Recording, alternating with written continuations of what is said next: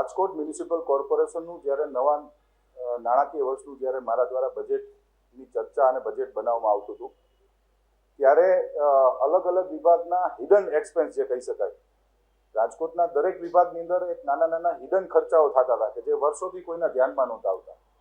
આવા hidden expense ઉપર કાપ મૂકવા માટે મારા ધ્યાનમાં એક વિષય આવ્યો કે રાજકોટ શહેરના 18 વોર્ડની અંદર વોર્ડ ઓફિસરો પાસે કાર છે.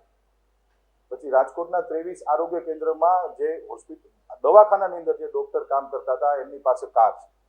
આ પ્રકારના હિડન એક્સપેન્સનું મારા દ્વારા જ્યારે પાછલા 5 વર્ષના જ્યારે આંકડાની મેં માહિતી મંગાવી ત્યારે મારા ધ્યાનમાં એવી ચોંકાવનારી માહિતી આવતી હતી કે આ તો લાખો અને કરોડો રૂપિયાનો ખર્ચ થઈ રહ્યો છે. વોર્ડ ઓફિસરની એવી કોઈ ઇમરજન્સીના આવશ્યક જોબ નથી કે એમને રાજકોટ મહાનગરપાલિકા દ્વારા ગાડી દેવામાં આવે. રાજકોટ મ્યુનિસિપલ કોર્પોરેશનમાં છેલ્લા 50 વર્ષથી ભારતીય જનતા પાર્ટીનું અમે લોકો અહીંયા કામ કરી રહ્યા છીએ.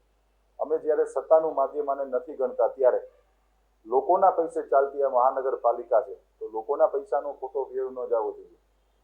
નવા નાણાકીય વર્ષની અંદર 1 પણ રૂપિયાના કર બોજ વગરનું પ્રજાકીય બજેટ જ્યારે અમે લોકોએ આપ્યું હતું ત્યારે મહાનગરપાલિકાના જે આ પ્રકારના હિડન ખર્ચાઓ હતા, હિડન ખર્ચાઓ પર અમારા લોકો મારા દ્વારા કાપ મૂકવામાં આવ્યો છે. જેના ભાગરૂપે નવા નાણાકીય વર્ષ એટલે કે 1 એપ્રિલથી આજથી મહાનગરપાલિકામાં જે અધિકારીઓની ગાડી માટેની એવી કોઈ રિસ્પોન્સિબિલિટી નથી એવા તમામ અધિકારીઓ પાસેથી આ વીકની અંદર 1 એપ્રિલથી અઠવાડિયાની અંદર આનું ઇમ્પ્લિમેન્ટેશન થઈ જશે.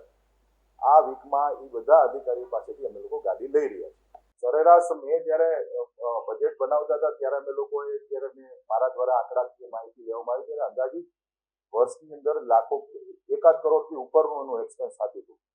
એટલે હું પણ ચોંકી ગયો હતો કે 1 કરોડ રૂપિયા ગાડીનો ખર્ચો આ પ્રજાની ના ચાલતે મહાનગરપાલિકા કોઈ પણ સંજોગોની અંદર ન ચલાવી દેવામાં આવે. માટે અમે લોકો આ કર્યું છે કારણ કે એનો કોઈ મોનિટરિંગ કે કોઈ હિસાબ જ નહોતો રહેતો અને આ નહીં ચલાવવામાં આવે અને બધી ગાડીઓ અમે લોકો ઉપાડી.